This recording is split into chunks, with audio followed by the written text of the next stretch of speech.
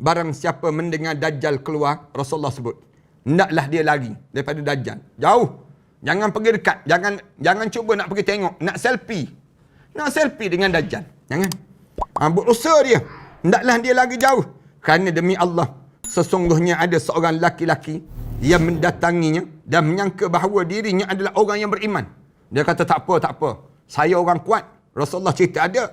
Saya tak akan bersama dengan Dajjal. Saya nak test je. Nak tengok je. Namun, bila dia datang jumpa dengan Dajjal saja, dia terus mengikutinya. Kerana di hadapan dia ada pelbagai syubhah. Ataupun ketika mana dia dihadapkan pelbagai syubhah, tiba-tiba dia tergoncang keimanan dia.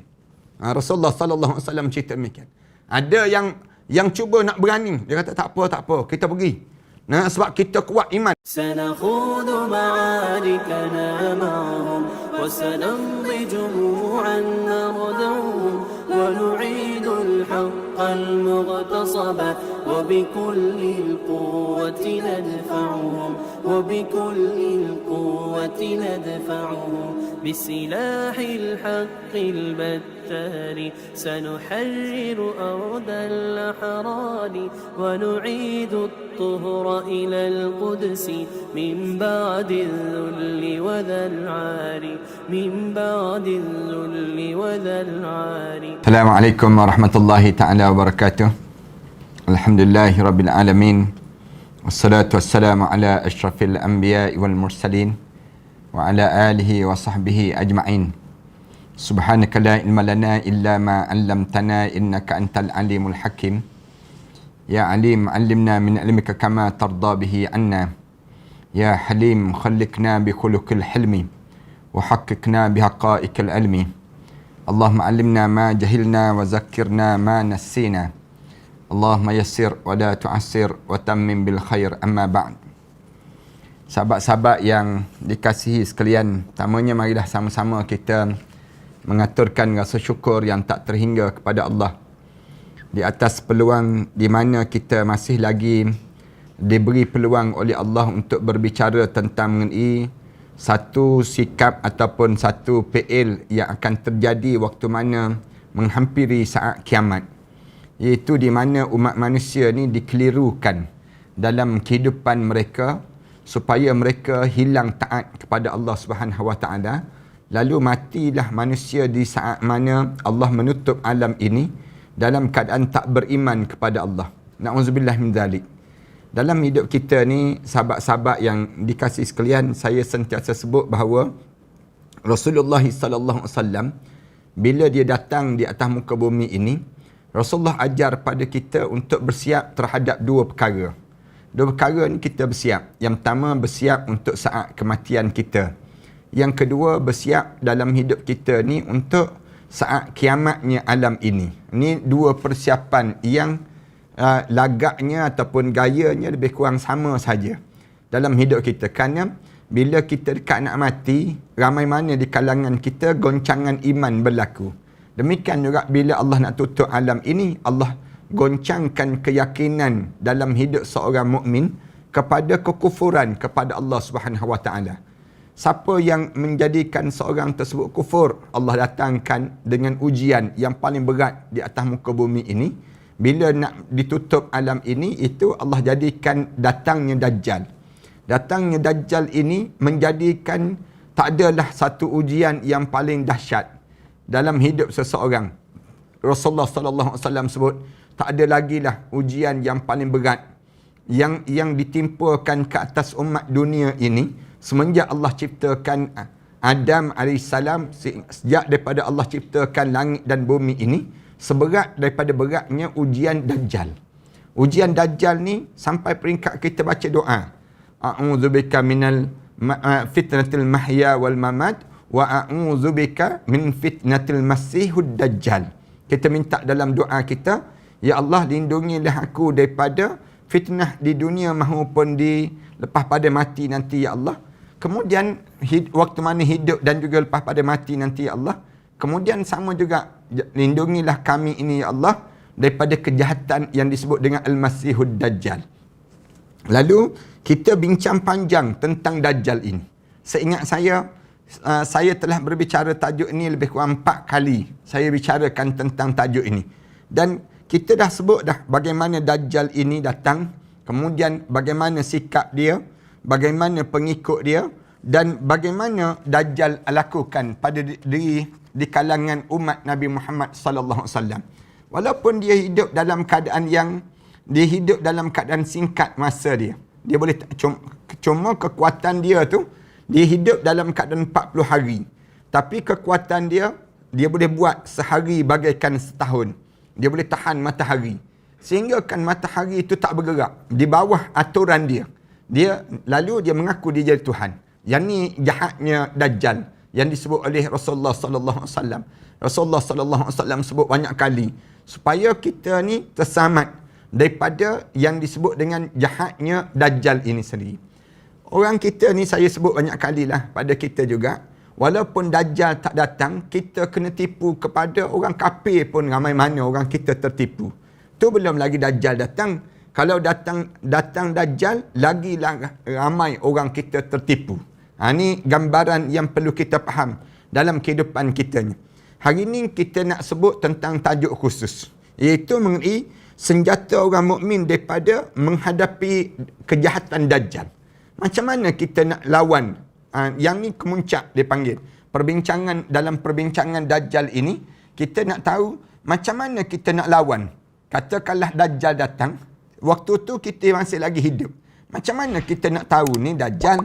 Kemudian macam mana kita nak harungi saat mana hari-hari yang kita lalui dengan Dajjal? Na'udzubillah min dzalik lah. Kita nak lalui macam mana? Lalu alim ulama sepakat mengatakan yang pertama, mestilah lawan Dajjal ini dengan iman dan juga ilmu. Ni yang pertama. Bila kita nak lawan Dajjal, lawanlah dengan iman dan juga ilmu. Ni pemahaman ataupun ilmu tentang Dajjal merupakan hal yang pertama yang dapat membentengi diri seseorang itu. Siapa-siapa yang nak lawan Dajjal, dia kena tahu Dajjal ni susu galur dia macam mana, sejarah dia macam mana. Ni sebab kenapa kita belajar tajuk ni. Kalau kita tanya kenapa belajar tajuk ni Ustaz, jawabnya nak suruh kita ni ada ilmu. Ilmu ni dengan tujuan apa dia? Tujuan nak suruh kita ni, kalau sampai saat mana Dajjal itu datang, lalu bagaimana kita nak harungi, kita nak lawan dia dengan ada ilmu. Ilmu yang mesti ada pada diri kita. Artinya seharus di kalangan kita memiliki pengetahuan tentang Dajjal. Wajib di kalangan setiap kita ni belajar tentang mengenai Dajjal. Jangan tak belajar. Dan kena ajar pada keluarga kita. Apa dia yang namakan dengan Dajjal? Dajjal ni macam mana? Sampai peringkat demikian sekali. Ramai orang kita tak tahu. Ramai mana ustaz-ustaz pun tak tahu. Ramai mana di kalangan kita pertikaikan. Dajjal ni dia sebut tak ada dalam Al-Quran pun, tak disebut dalam Quran pun. Sebab tak belajarlah. Kalau kita tak belajar, dia jadi macam itulah pada diri kita. Tapi kalau kita belajar, kita akan jumpa dalil daripada Al-Quran, daripada hadis Rasulullah sallallahu alaihi wasallam. Macam mana alim ulama istimbat terhadap dalil daripada Al-Quran dan daripada hadis Rasulullah yang menunjukkan wujudnya Dajjal. Orang kita pasal Nabi Khidir itu pun kita berkelahi. Hidup ke tak hidup? Mati dah ke? Ataupun mitos yang disebut oleh setengah di kalangan kita sebut mitos terus. Semua tu kerana apa dia? Kerana tidak ada ilmu. Bila kita tidak belajar, kita tak tahu keadaan demikian. Seharusnya kita memiliki pengetahuan tentang Dajjal seperti yang telah ditunjukkan oleh Rasulullah sallallahu alaihi wasallam. Rasulullah sallallahu alaihi wasallam ajar supaya kita belajar tentang Dajjal. Betapa banyak hadis-hadis mulia tentangnya, dan kami telah menyebut puluhan hadis di antaranya. Semua hadis tersebut yang kita cerita di awal-awal sebelum daripada ni, bahawa Allah akan mengutuskan sebagai fitnah bagi manusia. Allah akan jadikan satu ujian bagi manusia. Juga bagi orang mukmin. Dajjal ni ujian bagi manusia dan juga ujian bagi orang mukmin. Seorang mukmin sejati akan mengetahui bahawa ia adalah Dajjal yang telah diceritakan oleh Rasulullah sallallahu alaihi wasallam. Lalu Rasulullah mengingatkan umatnya dengan peringatan yang amat keras. Dalam masalah Dajjal ni, Rasulullah sallallahu alaihi wasallam cerita tegas dalam cerita perkara demikian. Dajjal akan mengaku sebagai Tuhan yang berkuasa atas segala sesuatu. Di antara kejahatan Dajjal ni, dia mengaku dia jadi Tuhan. Mengaku jadi Tuhan. Setelah memperlihatkan keajaiban-keajaibannya di berbagai kampung dan juga di bandar, ia akan tanya pada manusia. Bila dia tunjuk kelebihan-kelebihan dia, mula dia akan tanya pada manusia, bukankah aku Rabb kalian, disebut. Dia tanya soalan demikian. Seorang mukmin pasti mengetahui bahawa tidak ada sesuatu pun yang menyamai Allah. Orang mukmin dia tak boleh letak sama. Datang Taipusam, sambut Taipusam. Datang yang disebut Christmas, sambut Christmas. Datang yang disebut orang mukmin bukan begitu. Orang mukmin ni yang mereka nak sambut. Manakala kita hanya dengan Allah. Itu cara orang mukmin dalam hidup dia. Seorang mukmin pasti mengetahui bahawa tidak ada sesuatu pun yang menyamai Allah. Yang menyamai Allah. Sedangkan Dajjal adalah manusia biasa. Yang salah satu matanya buta. Dia manusia biasa je. Tapi tangan dia boleh capai matahari. Manusia biasa. Dan mata dia, mulut dia boleh menahan air. Sampai peringkat demikian. Dia memiliki wajah. Dia memiliki 2 kaki. Dan dia mempunyai betis. Sama je dengan manusia yang lain. Seorang mukmin juga, dia mengetahui bahawa seorang tidak pernah melihat Allah Ta'ala di dunia. Seorang hanya akan melihat Allah di akhirat itu. Mana ada Tuhan dia tunjuk tubuh badan dia. Tuhan ni, dia bukannya nampak. Tapi tiba-tiba Dajjal mengaku dia Tuhan. Dan nampak sebiji dia. Allah tidak makan dan tidak minum. Tidak tidur dan tidak istirahat. Allah juga tidak memiliki satu pun daripada sifat-sifat makhluk. Allah laisa kamitslihi syai'. Tak ada satu pun yang sama dengan Allah. Sedangkan Dajjal akan dilihat manusia. Beza dengan Dajjal.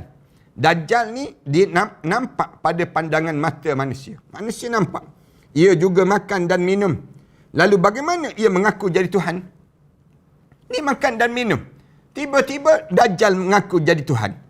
Sebenarnya sudah cukup jelas bagi kita ketika mana melihat kekurangannya. Kalau orang yang ada ilmu dan ada agama sungguh, dia tahu terus. Macam orang nak tipu kita lah. Orang nak tipu mengaku pakar hadis, misal contoh. Kita tanya sikit je, Quran hafal tak Quran? Dia kata tak hafal. Habis tu kamu kata kamu pakar hadis macam mana? Kalau Quran pun kamu tak hafal.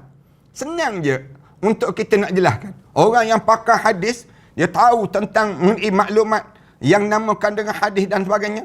Dia ni pula mestilah hafal 10,000 hadis dalam kepala dia sanad sampai pada Rasulullah sallallahu alaihi wasallam nak mengaku jadi pakar hadis macam mana? Dalam hidup dia. Quran pun dia tak hafal. Misal contoh yang saya buat contoh yang mudah. Ramai mana orang kita kena tipu. Kena tipu, Macau scam tipu dia. Hari ni kita dengar cerita ada lagi perempuan yang kena tipu pada Macau scam. Misal contohnya. Scam bagi tahu yang dia ni ada tak bayar cukai sekian. Takut dia sampai rela dia pergi ke bank untuk keluarkan duit untuk bayar pada yang disebut dengan orang yang mengaku jadi lembaga hasil dan seumpamanya. Semua ni nak sebut gambaran manusia ni mudah terpedaya. Senang terpedaya dalam hidup. Orang yang pakai kopiah, pakai baju nampak macam warok alim sikit. Oh, ni untuk guru besar ni. Pakai serban pula besar kemudian. Katakanlah demikian. Ramai mana di kalangan kita ni terpedaya. Dajjal, sebenarnya Dajjal ini cukup jelas kekurangan dia. Dajjal memiliki mata yang buta sebelah. Mata buta sebelah tu pun yang menunjukkan bagaimana dia ni kurang. Yang tu jelas-jelas dah. Mata dia buta sebelah. Sedangkan Allah tidak buta. Allah tak buta. Dajjal buta. Ni beza nak sebut. Tapi manusia ni betapa nak sebutnya yang dangkalnya, senangnya orang nak tipu dia, nak tipu kita ni, senang sangat orang tipu. Maka ramai mana terpedaya. Di antara kedua mata dia pula tertulis, tulisan yang jelas. Orang mukmin nampak, kafir tulis. Di antara dua mata dia. Biasa yang dibaca oleh setiap mukmin. Baik yang biasa menulis, ataupun yang tak boleh menulis. Boleh baca juga. Orang mukmin yang tak boleh membaca pun, bila tengok, tahu kafir. Tahu terus kafir. Tanda demikian. Yang tu yang pertama. Senjata nak menghadapi yang disebut dengan, yang namakan dengan, yang disebut dengan Dajjal ini sendiri. Yang kedua, yang kita nak hadapi Dajjal ni macam mana? Amal dan keteguhan. Amalan-amalan dan istiqamah. Kena ada amalan yang mengistiqamahkan kita. Ada berbagai amal yang mampu menyelamatkan kita daripada fitnah Dajjal.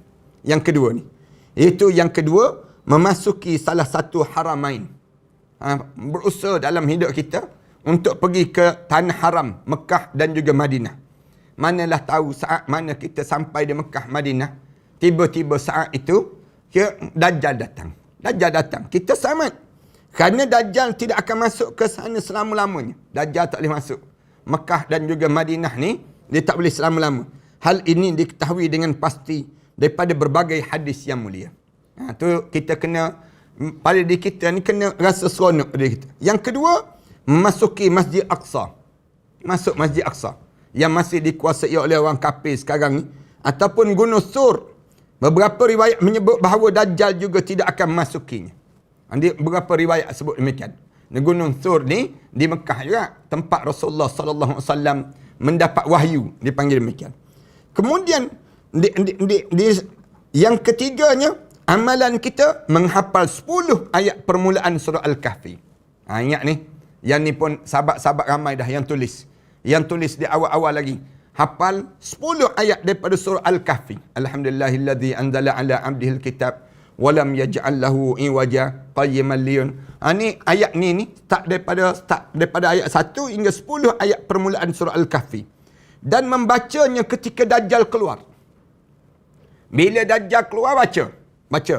Dan saat mendekatinya, Rasulullah SAW sabda, bila Dajjal datang, tiba-tiba kita baca surah Al-Kahfi, terselamat kita daripada jahatnya Dajjal. Barang siapa yang hafal 10 ayat daripada permulaan surah Al-Kahfi, ia terselamat daripada fitnah Dajjal. Rasulullah SAW sebut demikian. Siapa yang hidup dia dalam keadaan dia hafal awal-awal, dalam hidup dia surah Al-Kahfi, di awal-awal surah Al-Kahfi itu 10 ayat awal dia hafal, maka dia terselamat daripada fitnah Dajjal. Fitnah Dajjal ini sendiri. Dan yang keempat, menghafal 10 ayat terakhir surah Al-Kahfi. Yang keempat, hafal 10 awal, 10 akhir dalam surah Al-Kahfi. Dan membacanya ketika Dajjal keluar.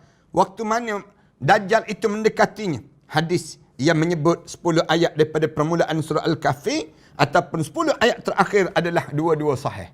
Dua-dua cerita tentang kesahihan.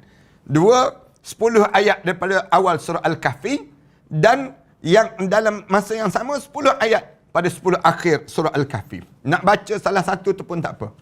Waktu mana datangnya Dajjal. Yang kelima, lari daripadanya dan mendaki gunung dan gurun kerana kebanyakan Dajjal memasuki bandar-bandar dan perkampungan. Bila tahu Dajjal sampai, lari. Naik bukit, pergi. Jangan duduk dalam kampung. Jangan duduk dalam bandar. Jangan pergi duduk menyendiri. Jauh daripada tempat yang lain. Daripada tempat orang ramai.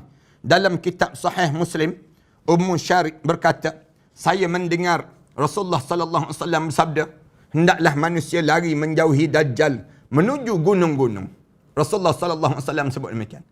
Kalaulah Dajjal datang, Rasulullah kata, lari. Pergi gunung-gunung. Pergi jauh. Pergi Iceland, misal contohnya. Pergi jauh lah. Tempat orang Melayu panggil tempat jin bertendang. Dia panggil. Itu tempat tu, kita pergi. Waktu mana kita jauh daripada orang ramai. Ini nak suruh selamat. Yang keenam, kena ingat. Yang keenam, yang diajak oleh Rasulullah.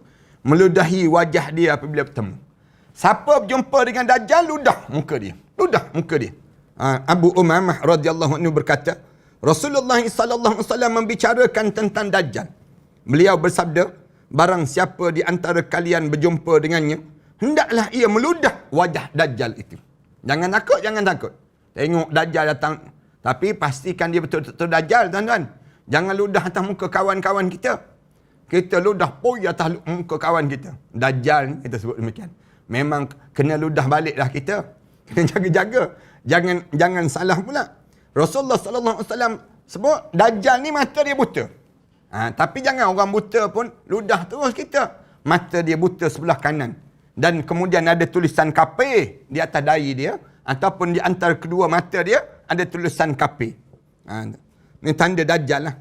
Dan ludah di wajah dia. Rasulullah SAW pesan, barang siapa di antara kalian berjumpa dengan Dajjal, hendaklah dia ludah wajah Dajjal tersebut. Ludah.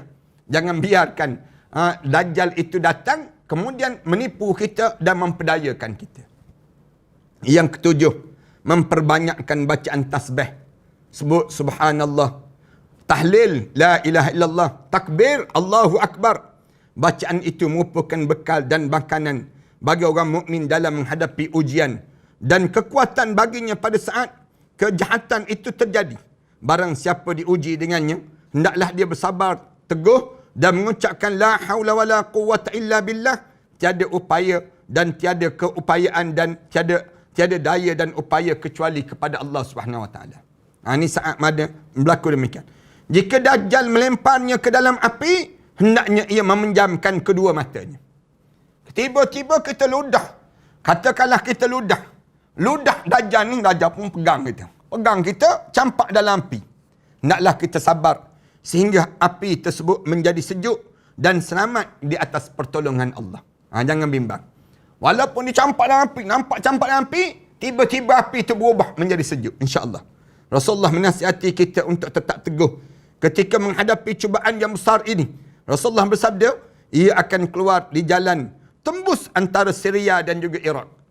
Kemudian membuat kerosakan di sebelah kanan dan kirinya. Wahai hamba Allah, tetaplah teguh. Rasulullah sebut demikian. Kalau Dajjal keluar aja, kamu jangan pergi, jangan dalam keadaan yang kamu ni berlari mendapatkan dia, jangan. Tetapi kamu bertahan. Bila kita cuba lari dulu, tiba-tiba jumpa juga Dajjal, ludah hantar muka dia. Bila ludah, dia pegang kita, dicampak kita dalam api. Kita nampak macam api. Sebenarnya tidak.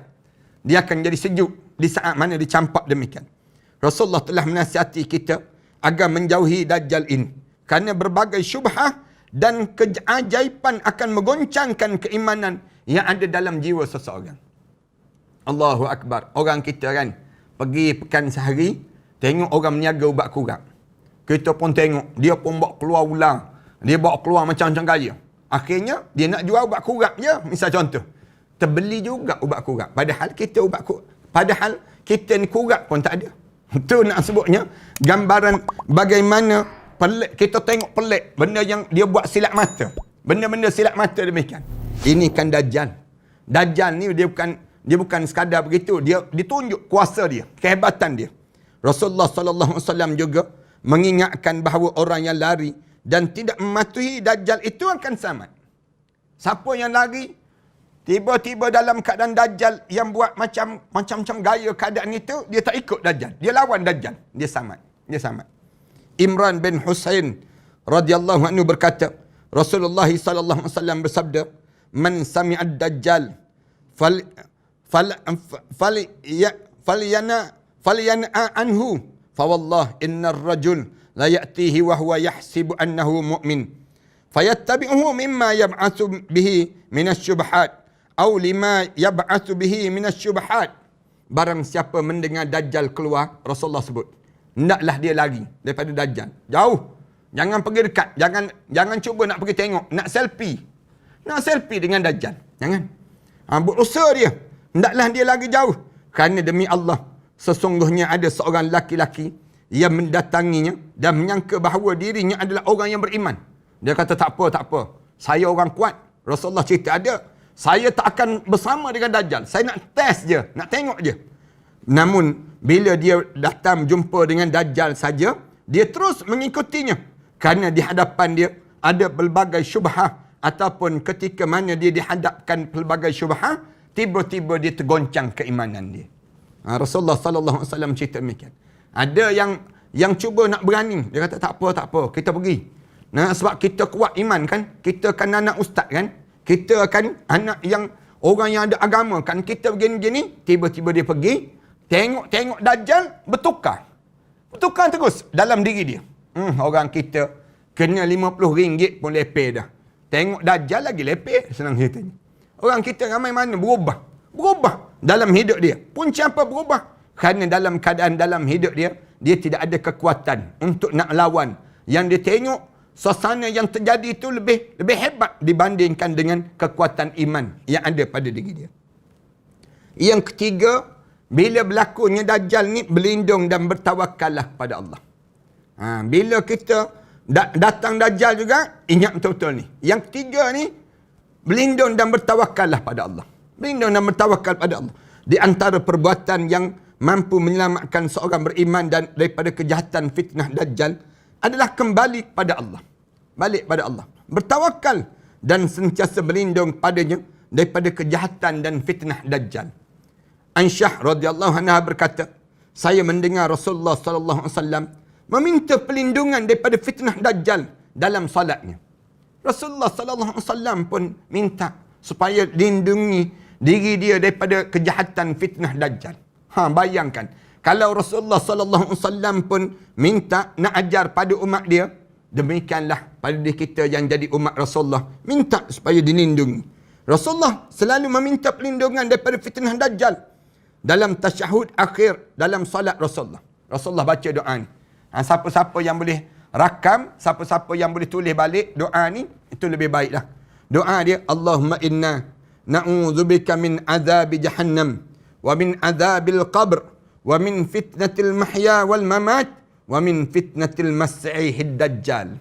Dalam tahiyat akhir Rasulullah baca, Allahumma inna, wahai Tuhan kami, lindungilah kami min azabi jahannam, daripada azab api neraka jahannam, wa min azabil qabr, daripada azab kubur, wa min fitnatil mahya wal mamat, daripada fitnah waktu mana hidup dan juga mati, wa min fitnatil masihid dajjal, daripada fitnah kejahatan masihud dajjal yang datang itu ya Allah.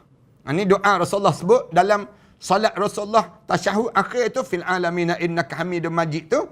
Lepas pada tersebut Rasulullah sallallahu alaihi wasallam baca doa ni, Allahumma inna na'udzubika, wahai Tuhan kami, lindungilah kami daripada min azabi jahannam, daripada azab api neraka jahannam, wa min azabil qabr, dan yang kedua daripada azab kubur, yang ketiga wa min fitnatil mahya wal mamat, daripada fitnah hidup dan juga mati, wa min fitnatil masihid dajjal, daripada kejahatan yang disebut dengan masihud dajjal itu ya Allah. Minta supaya Allah lindungi. Tiga, yang keempat, hendaklah seorang mukmin menjadi pembela bagi dirinya sendiri. Kita jaga kita. Maksudnya demikian. Tolonglah setiap mukmin, tolong jaga diri masing-masing. Ku anfusakum, jaga diri kamu. Jaga diri kamu sekalian. Bagi orang yang tidak mempunyai kemampuan untuk menghadapi Dajjal dan takut terikut-ikut dengan Dajjal, sebab ia memiliki berbagai keajaiban yang datang daripada Dajjal, tidak ada masalah jika ia lari menjauhinya. Tak jadi masalah. Allah suruh lari. Melalui Nabi Muhammad sallallahu alaihi wasallam suruh lari. Jangan dekat dengan Dajjal. Kemudian Rasulullah sallallahu alaihi wasallam telah menasihatkan hal itu untuk menjaga jiwa dan daripada kekafiran dan terjerumus ke dalam jurang kehinaan yang akan mengekalkan di neraka pada hari kiamat nanti. Na'udzubillah min dzalik.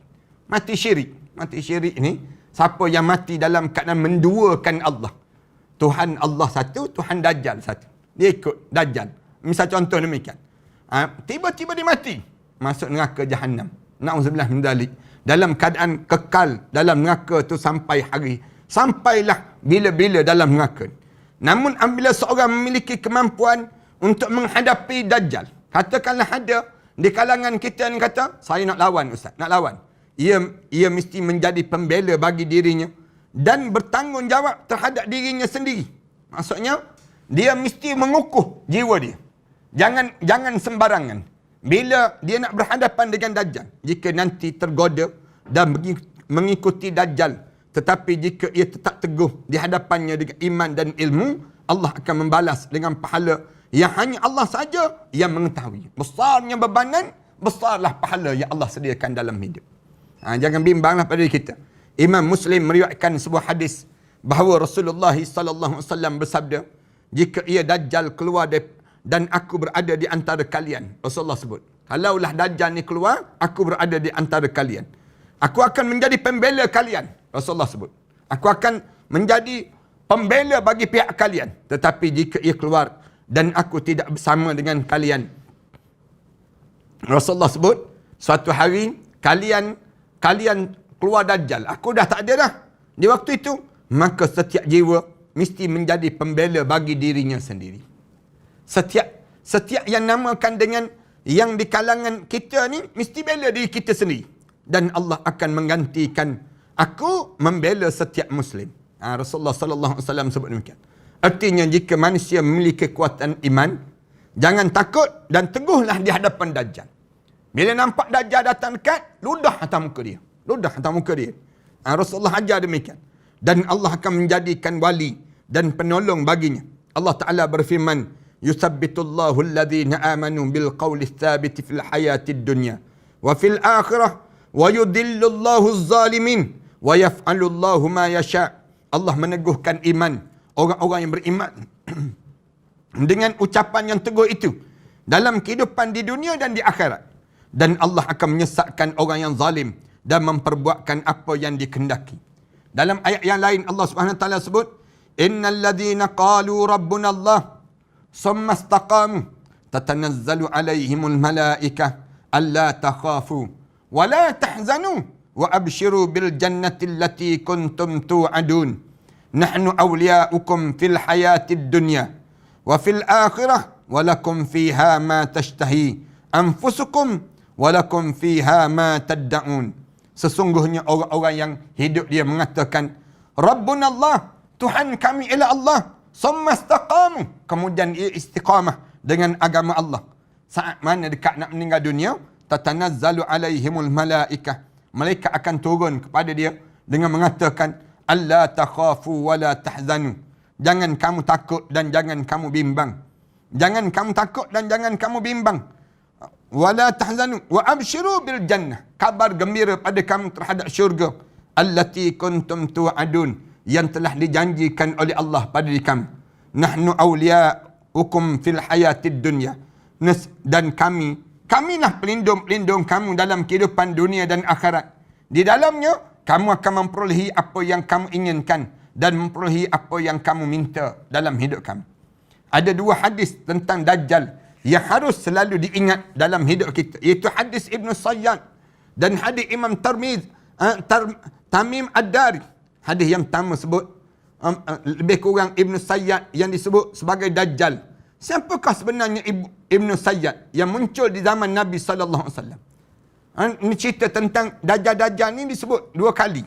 Dua hadis yang besar yang cerita tentang Dajjal ini. Yang pertama Rasulullah kata macam katanya Rasulullah sallallahu alaihi wasallam Ibn Sayyad. Macam Ibn Sayyad. Lalu ditanya, Ibn Sayyad tu siapa? Nama asal dia Ibn Sayyad adalah Safi, dan ada yang mengatakan Abdullah bin Sayyad ataupun Sa'id. Ya, ada yang mengatakan ia termasuk di kalangan orang Ansar. Berbagai riwayat lain menyebut ia adalah di kalangan orang Yahudi. Kononnya Ibn Sayyad adalah seorang pendusta.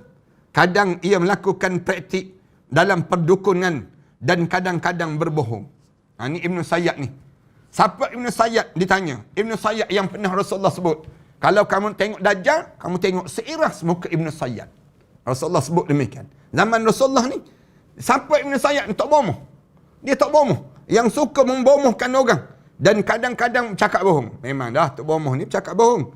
Ketika orang melihat perbomohan dia, kebohongan dia, dan sifat-sifat fizikal dia, reputasi sempat, kemudian reputasinya sempat meningkat dan tersiar kabar bahawa ia adalah Dajjal. Orang pun dapat kesan. Berita ini akhirnya sampai juga ke telinga Rasulullah sallallahu alaihi wasallam. Beliau ingin membuktikan dan menguji Ibn Sayyad ini, mengingat perhatian manusia terhadap begitu besar. Nabi sallallahu alaihi wasallam mendatanginya dan memberi berbagai pertanyaan untuk meyakinkan permasalahannya. Rasulullah datang tanya Ibn Sayyad, kamu ni manusia ke Dajjal? Senang cerita. Manusia ke ataupun kamu ni di kalangan yang disebut dengan Dajjal? Ibn Umar berkata, Umar bin Khattab dan radhiyallahu anhu dan Nabi sallallahu alaihi wasallam bersama beberapa orang sahabat pergi menemui Ibn Sayyad. Pergi zaman Rasulullah tu ada dah rupa macam rupa Dajjal. Siapa dia? Ibn Sayyad. Rombongan Rasulullah tersebut mendapati sedang bermain bersama anak-anak di Asam Bani Maghalah. Rasulullah mendekati dengan diam-diam hingga ia tidak menyadari kedatangan Rasulullah sallallahu alaihi wasallam. Rasulullah pergi dekat dengan Ibn Sayyad tu. Rasulullah pergi dekat dengan dia. Dia tak perasan pun. Tengok-tengok Rasulullah sebelah dia. Kemudian Rasulullah menepuk punggungnya dengan tangannya. Rasulullah tepuk punggung dengan tangan. Sekali. Pom sekali. Rasulullah tanya, apakah kamu bersaksi bahawa aku adalah utusan Allah? Rasulullah tanya Ibn Sayyad. Kerana nampak gaya dia tu macam Dajjal. Nampak gaya dia tu macam Dajjal. Ibn Sayyad memandang beliau. Lalu dia berkata, saya bersaksi bahawa kamu adalah Rasul. Rasul yang ummi. Kemudian Ibn Sayyad balik bertanya pada Nabi SAW. Apakah engkau bersaksi bahawa aku adalah utusan Allah? Dia tanya balik. Kamu bersaksi tak? Aku ni utusan Allah. Aku pun Nabi juga. Katanya Ibn Sayyad. Nabi menolaknya. Saya berkata, saya beriman pada Allah dan Rasul-Rasulnya. Manakala kamu tidak. Nabi SAW berkata padanya, aku menyembunyikan sesuatu untuk kamu. Ibn Sayyad menjawab, itu adalah duh, asap. Katanya Rasulullah sembunyi sesuatu daripada yang namakan dengan Ibn Sayyad ni. Lalu Ibn Sayyad berkata, tu asap dalam tangan kamu. Maksud adalah ayat karimah. Maka tunggulah hari ketika mana langit membawa kabut yang nyata. Dalam surah Ad-Dukhan. Nabi SAW berkata, duduklah kerana kamu tidak akan melampaui kekuatan kamu. Umar berkata, wahai Rasulullah, biarkan saya nak menggal kepala Ibn Sayyad ini. Ibn Sayyad ni, biar aku yang pancung kepala dia, ya Rasulullah. Rasulullah menjawab, jika benar pengakuannya, kamu tidak akan mengalahkannya. Tetapi jika dia tidak benar, tidak ada gunanya kamu membunuhnya. Rasulullah sebut demikian. Ibn Katsir berkata, Ibn Sayyad menyingkapi rahsia dengan cara perdukunan melalui lisan para jin yang dia tahu. Kalau ditanya, macam mana Ibn Sayyad tahu dalam genggaman Rasulullah ada asap? Daripada mana? Daripada ilmu perdukunan dia melalui lidah-lidah jin. Kadang-kadang kan, ada di kalangan kita kan pergi jumpa dengan Tok Bomoh. Tok Bomoh kata, dalam tu badan ni ada batu karang, dia sebut demikian. Batu karang sebelah kanan ni banyak ni. Batu karang sebelah kiri ni banyak ni. Dia pun gosok. Dia sebut, ni dia kita kena buat pembedahan batin ni. Dia sebut demikian. Kita boleh keluarkan balik batu. Dan dia buat. Nampak sebiji. Dia terjadi. Nampak perut dia memang dibelah. Kemudian lepas pada sebut, nampak keluar benda tertentu. Kemudian keluar batu. Menunjukkan bagaimana keadaan yang berlaku pada mereka tersebut. Semua tu dia gunakan jin untuk membantu dia. Mereka memotong-motong suatu ungkapan. Kerananya ia hanya mengatakan duh yang dimaksudkan ad-dukhan, asap. Ketika Rasulullah SAW mengetahui hakikat bahawa ia adalah setan, maka beliau berkata padanya, duduk. Rasulullah sebut, duduk. Kerana kamu tidak akan melampaui kekuatan kamu. Masih tersisa satu pertanyaan yang belum terjawab. Benarkah Ibn Sayyad itu adalah Dajjal? Ada yang tanya, Ibn Sayyad ni Dajjal ke apa dia? Dapat disimpulkan daripada pengujian Rasulullah SAW terhadap permasalahan Ibn Sayyad ini, bahawa beliau masih bimbang dalam permasalahan kerana tidak diwahyukan padanya bahawa ia adalah Dajjal. Itu yang dibimbang. Rasulullah SAW dalam memutuskan permasalahan harus melalui wahyu, sebab ini termasuk permasalahan yang bersifat ghaib, cerita ghaib. Dajjal ni cerita ghaib juga. Ibn Umar radhiyallahu anhu pernah bersimpuh di depan Nabi SAW bahawa Ibn Sayyad adalah Dajjal. Nabi SAW dan para sahabat ketika itu tidak mengingkari sumpah ini. Rasulullah tidak pernah mengingkari sumpah ini, sebab tidak ada wahyu yang menunjukkan bahawa Ibn Sayyad adalah Dajjal ataupun bukan. Nafi' berkata, Ibn Umar pernah berjumpa dengan Ibn Sayyad di salah satu di jalan di Madinah. Ini anak Sayyidina Umar pula. Ibn Umar pernah berjumpa dengan Ibn Sayyad di salah satu jalan di Madinah. Ibn Umar mengatakan sesuatu yang membuatkan Ibn Sayyad ini marah. Ia pun mengeram hingga memenuhi jalan. Bila dia mengeram tu, tiba-tiba penuh jalan. Ibn Umar menemui saudara perempuannya Hafsah dan menyampaikan cerita ini. Cerita pada Hafsah, suruh cerita pada Rasulullah. Hafsah berkata padanya, semoga Allah mengasihi kamu. Apa yang kamu inginkan daripada Ibn Sayyad? Tidakkah kamu mengetahui bahawa Rasulullah SAW pernah bersabda, dia keluar kerana kemarahannya sahaja. Dia bukan Dajjal. Itu gambaran lah. Perbincangan ulama-ulama dalam perkara demikian. Yang kedua, hadis kedua seputar hadis daripada Tamim Ad-Dari yang melihat Dajjal dalam keadaan terbelenggu di sebuah pulau Al-Aghlal. Di pulau Al-Aghlal. Muslim meriwayatkan dalam kitab sahihnya daripada Amir bin Syarahil bahawasanya ia bertanya pada Fatimah binti Qais, saudara perempuannya Ad-Dhahak bin Qais. Ia termasuk muhajirat yang tamu. Ia berkata, saya mendengar seruan muazzin, as-salatu jami'ah, dirikan sembahyang salat. Saya pun pergi masjid, lalu salat bersama Rasulullah. Saya berada di barisan perempuan yang terletak setelah barisan belakang kaum lelaki. Seusai salat, Rasulullah sallallahu alaihi wasallam duduk di atas mimbarnya. Rasulullah bertanya, saya berkata, mohon semuanya tetap berada tempat salat masing-masing. Rasulullah sebut demikian. Lepas sembahyang tu, Rasulullah kata duduk tempat masing-masing. Bila duduk, kemudian Rasulullah melanjut, tahukah kalian mengapa saya kumpulkan kalian? Lepas solat ni. Bila lepas solat saja, Rasulullah kata, kamu tahu tak kenapa aku kumpulkan kamu? Mereka menjawab, Allah dan juga Rasulullah yang mengetahui. Lalu Rasulullah bersabda terus, demi Allah, sesungguhnya aku tidak mengumpulkan kalian untuk berita yang menyenangkan ataupun menakut-nakutkan kalian. Aku kumpulkan kalian tidak lain kerana Tamim Ad-Dari. Rasulullah, aku kumpulkan kalian ni kerana sebab ada seorang, Tamim Ad-Dari, seorang Kristian, selalu telah berbai'ah masuk Islam, dan dia bercerita kepadaku tentang suatu masalah yang sebiji dengan apa yang pernah aku sampaikan pada kalian mengenai Al-Masihud Dajjal. Ia bercerita bahawa ia pernah naik perahu. Ni yang disebut dengan Tamim Ad-Dari ni. Rasulullah cerita ni, dia pernah naik perahu bersama 30 orang yang terdiri daripada orang-orang yang berpenyakit kulit dan penyakit kusta. Lalu mereka diombang-ambing ombak selama sebulan di laut dan terdapat di sebuah pulau di tengah lautan hingga matahari terbenam. Lantas mereka duduk-duduk di anjung itu, tiba-tiba mereka berjumpa seekor binatang yang bulunya sangat lebat hingga tak terlihat mana depan dan mana belakang kerana begitu lebatnya badan ataupun bulu binatang tadi. Mereka berkata pada binatang itu, celaka kamu. Siapa kamu? Lalu tanya terus, siapa kamu? Bila tengok saja, binatang itu menjawab, aku adalah Al-Jassasah. Dia sebut demikian. Ni yang diceritakan oleh Tamim Ad-Dari pada Rasulullah sallallahu alaihi wasallam. Bila keadaan itu berlaku, lalu dia pun cerita, dia kata, orang tengok macam burung begitu yang tak ada bulu. Yang ada bulu. Bulu tu tak tahu depan belakang. Penuh begitu binatang tu. Lalu tanya, kamu siapa? Lalu dia jawab, aku adalah Al-Jassasah. Binatang tu jawab. Mereka bertanya, apakah Al-Jassasah itu? Dia menjawab, wahai kaum, temuilah orang yang berada di dalam biara ini, kerana ia sangat merindukan berita kalian. Tamim berkata, ketika binatang itu menyebut seseorang, kami sangat takut, jangan-jangan binatang itu adalah syaitan. Syaitan menyamar, dipanggil demikian. Lalu kami berangkat cepat-cepat, hingga kami masuki biara tersebut. Kami pun bekerja. Tiba-tiba di sana, ada seorang laki-laki yang sangat besar tubuh dia dan tegak badan dia. Kedua tangannya dibelenggu sampai ke leher. Dua tangan ni diikat sampai ke leher. Antara kedua lutut dan mata kakinya dirantai dengan besi.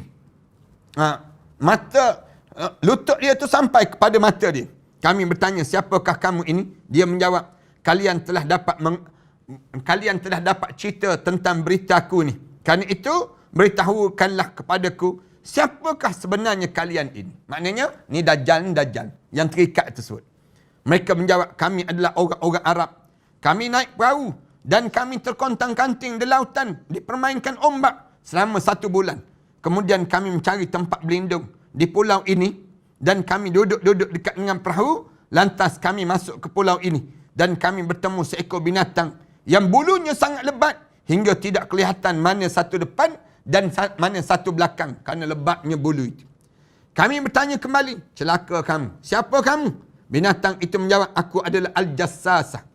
Mereka bertanya, apakah Al-Jassasah itu? Binatang apa yang jenis sebanyak begitu bulu depan dengan belakang sama saja? Dia menjawab, wahai kaum, tentulah orang yang berada dalam biara ini kerana ia sangat merindukan berita kalian. Temuilah orang yang berada dalam biara ini, dia nak dengar cerita kalian. Lalu kami bergegas menemuinya dan meninggalkan dia.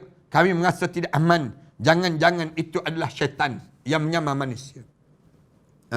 Nak sebutnya, dia lelaki itu berkata, kabarkan padaku tentang desa Nakhil Baisan. Kami bertanya tentang apa? Dia menjawab tentang karmanya. Tentang kurmanya. Apakah berbuah? Kami menjawab, ya, Dia menjawab, ketahuilah sesungguhnya pohon-pohon kurma itu akan tidak akan berbuah lagi. Apabila ini tak berbuah dah. Kata binatang jassasah itu sendiri. Dia bertanya lagi, beritahukanlah padaku tentang danau At-Tabariyah. Kami bertanya, tentang apa? Dia bertanya, apakah masih ada airnya? Danau tersebut.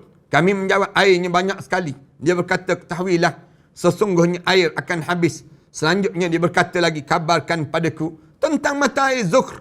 Kami bertanya, tentang apa? Dia menjawab, apakah sumbernya masih mengeluarkan air dan penduduk menanam tanaman dengan diairi air yang berada sekitarnya?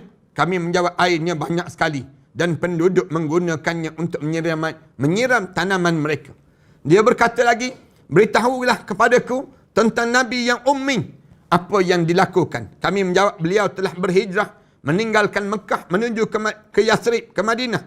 Dia bertanya, apakah orang-orang Arab memeranginya? Kami menjawab, ya. Dia bertanya lagi, apakah yang dilakukan terhadap mereka? Lalu kami beritahu bahawa beliau menolong orang-orang Arab mengikuti beliau dan mereka mematuhi beliau. Dia bertanya lagi, apakah benar demikian? Kami menjawab, benar. Dia berkata, ketahuilah bahawasanya lebih baik bagi mereka untuk mematuhinya. Itu Nabi Muhammad sallallahu alaihi wasallam. Tuan-tuan faham ke tak faham ni? Nampak macam termenung dah semua ni. Di kalangan kita. Saya nak sebutnya tentang keadaan ini berlaku zaman Rasulullah sallallahu alaihi wasallam.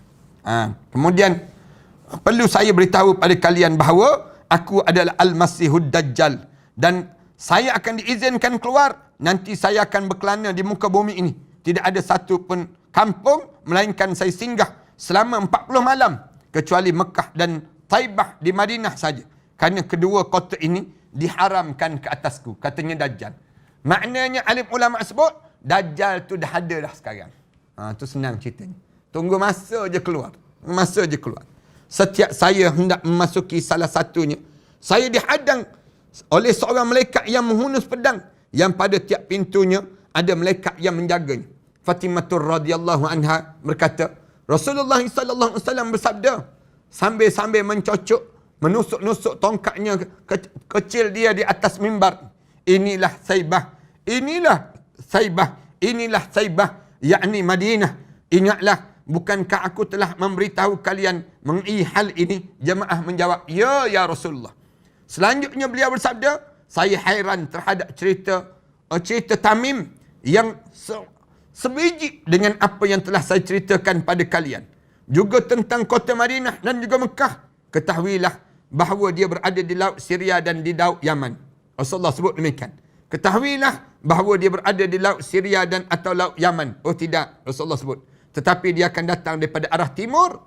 Dari arah timur, beliau memberi isyarat dengan tangan beliau ke arah yang disebut dengan sebelah timur. Fatimah radhiyallahu anha berkata, saya hafal ini daripada Rasulullah sallallahu alaihi wasallam. Ini cerita yang diceritakan oleh Fatimah Zahra. Panjang sikit, nanti kita akan buat perbincangan susulan insya-Allah.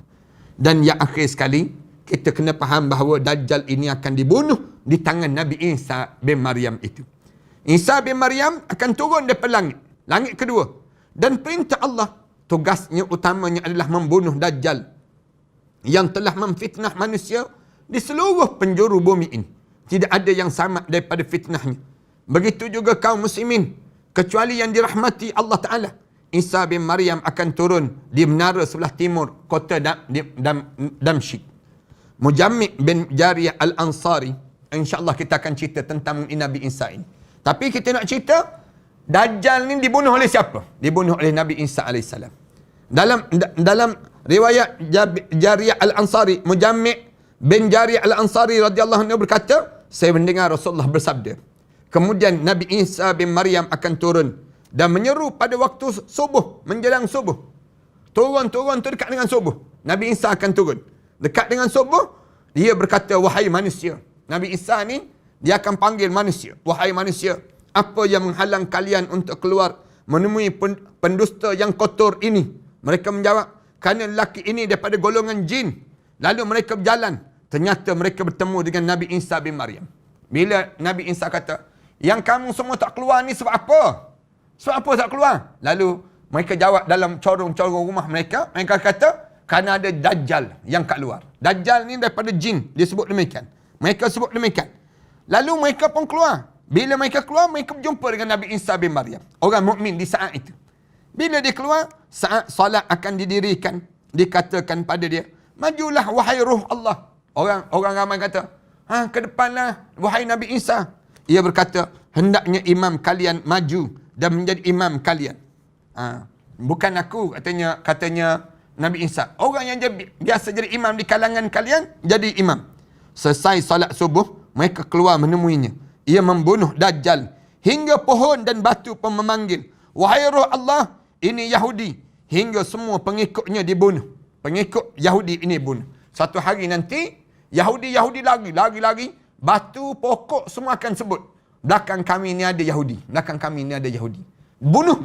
Jangan biarkan mereka hidup. Kecuali satu pokok je yang akan menyembunyikan Yahudi. Siapa dia? Pokok Gharqa yang disebut dalam hadis Rasulullah.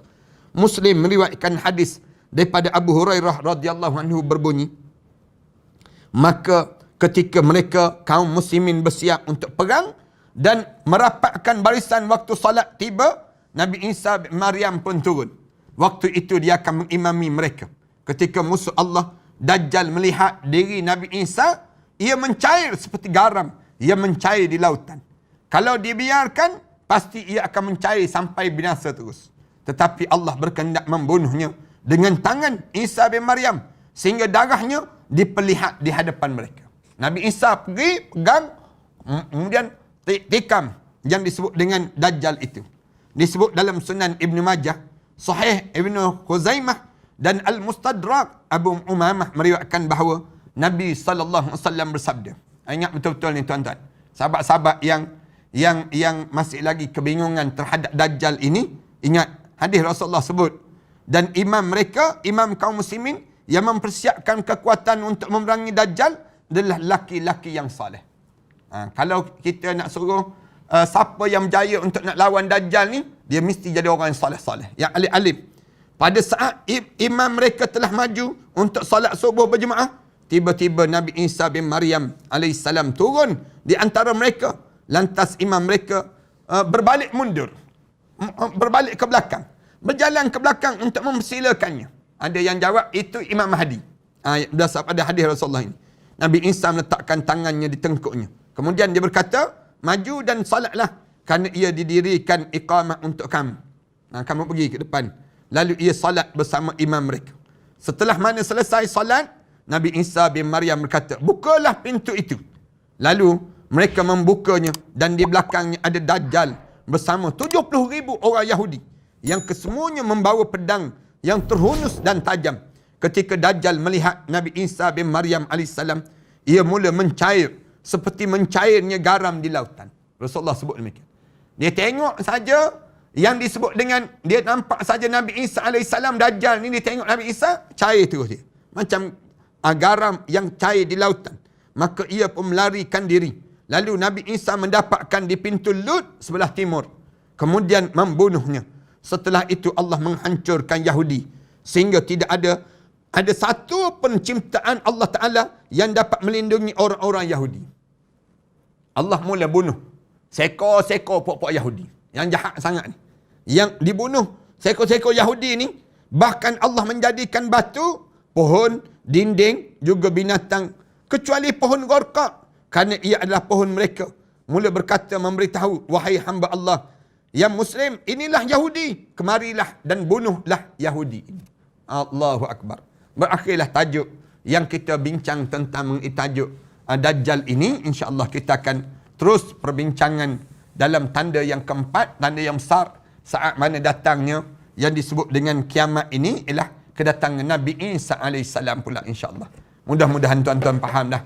Tuan-tuan boleh ikuti balik siri-siri kuliah tentang Dajjal ini. Dan berakhir dah kita cerita tentang Dajjal ini.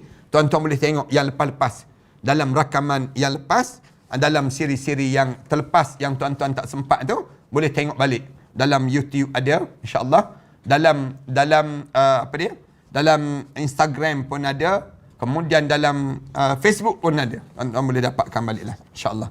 Akhir sekali tuan-tuan, sebelum kita baca doa ni, sekali lagi saya nak sebut pada tuan-tuan tentang sumbangan nasi bungkus PKP ni.